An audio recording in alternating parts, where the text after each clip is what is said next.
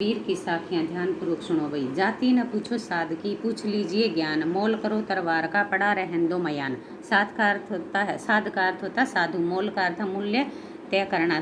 तरवार का अर्थ है तलवार। प्रस्तुत साखी हिंदी की पाठ्य पुस्तक बसंत भाग 3 में संकलित कबीर की साखियाँ नामक साखियों से ली गई हैं।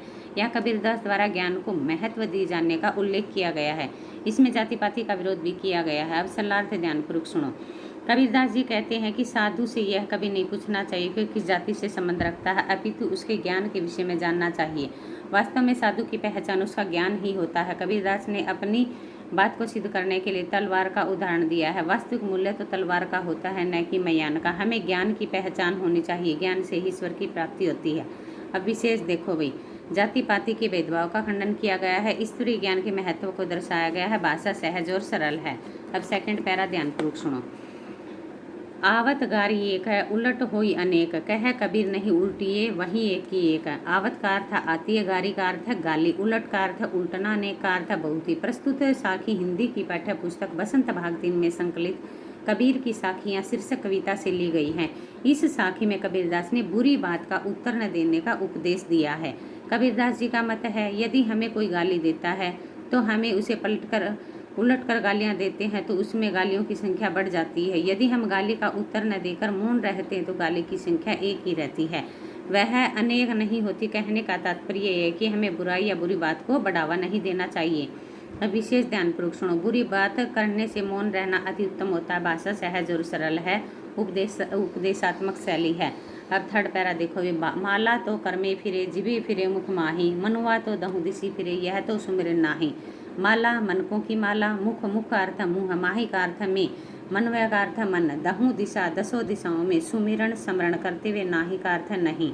अब इसका सरलार्थ ध्यानपूर्वक सुनो। कबीरदास जी कहते हैं कि माला तो हाथ में फिरती है, हाथ में माला के मन के घुमाते हैं तो जीभ मुंह में फिरती रहती है, किंतु मनुष्य का मन तो संसार में लगा रहता है अर्थात दसों दिशाओं में घूमता है, वह ईश्वर का भजन नहीं करता।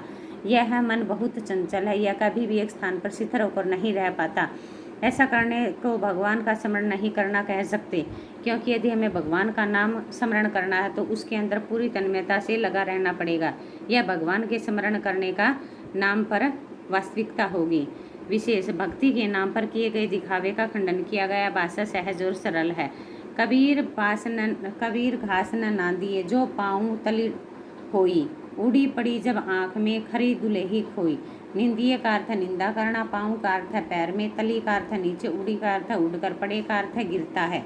इस अर्थ को ध्यानपूर्वक सुनो। कबीरदास जी कहते हैं कि हमें घास की कभी निंदा नहीं करनी चाहिए जो सदा हमारे पाँव में दबी रहती है। कहने का भाव यह है कि हमें किसी गरीब या कमजोर व्यक्ति की कभी भी निंदा नहीं करनी चाहिए। जब घास का तिनका उड़कर हमारी आंखों में आता है तो हमें बहुत कष्ट और पीड़ा देता है। उसी प्रकार यदि गरीब व्यक्ति जब जागृत होता है तो वह स्वयं तो कष्ट पाता है, स्वयं को कष्ट देने वाले व्यक्ति को उससे भी ज़्यादा कष्ट देता है।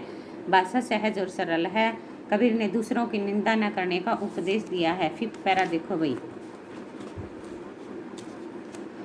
जब जग में बैरी कोई नहीं, तो मन शीतल होए। या आपा को डारी करे, दया करे सब कोई।